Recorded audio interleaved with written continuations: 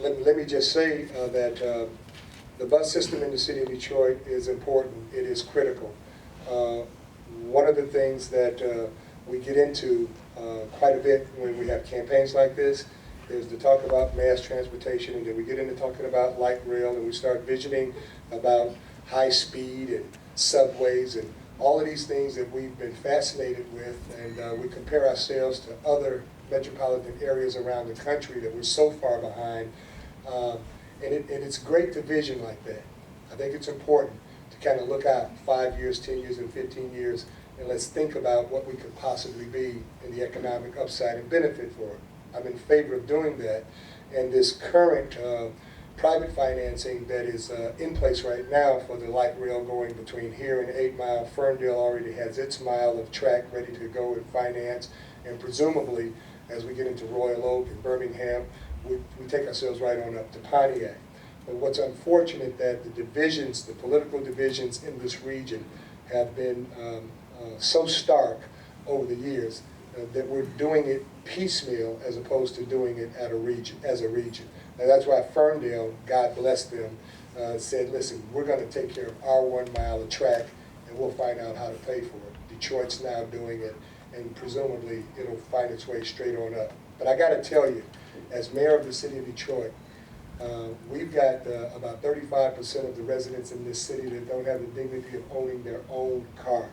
And so they depend upon the bus as their lifeline. It's how they get to work every day. It's how they get to class every day.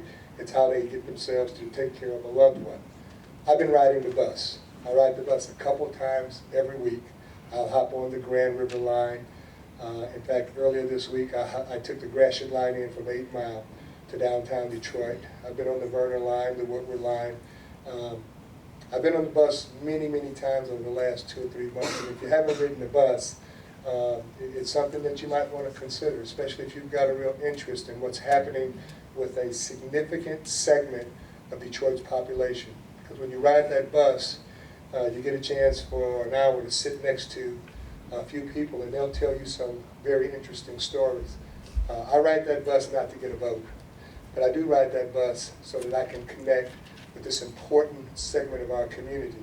I don't think you can be the mayor of the city of Detroit and wake up every day not understanding that that budget line item that you're dealing with around buses and transportation is more than numbers, it's more than dollars, and it's more than politics between the city and the suburbs, or between management and labor with the drivers and the mechanics. It's people's lives. And when that bus is late, somebody's late for work. And if they're late for work 3 or 4 times, they can lose their job. And so the mayor needs to be really on his game with regard to understanding that this lifeline is something extremely important. And so we need these buses to run on time. We need to get to a place where they're running much further beyond the city limits. My goal is to take us back to the 1990s, where we were running our buses from Woodward Avenue all the way out to Troy, and from downtown all the way out to Novi. There are jobs out there, and we've got people who want to work those jobs, and that bus is the way that they get there. And so that's my ultimate objective. I want to see buses run on time. Ultimately, I'm looking for a regional relationship with our transportation system. We've got SMART and we've got DDOT running along the same streets. And the reason that we'll never get any love from Washington is because they will never support 2 systems that are duplicating a service. The point at which we actually merge these 2 systems is when I think we can really take off and provide the kind of service that Detroiters need. It's also $110 million in savings to the city's general fund. And so we've got great incentive to do that. The holdup really is a funding source. We need a funding source in order to make that happen. Whether it's a half-cent sales tax or some other mechanism, it's going to take a mayor, though, however, that's respected, that can provide a vision and bring a collaborative set of minds to the table within this region to get that to make that happen, and then get to Lansing. So that's where I am on that.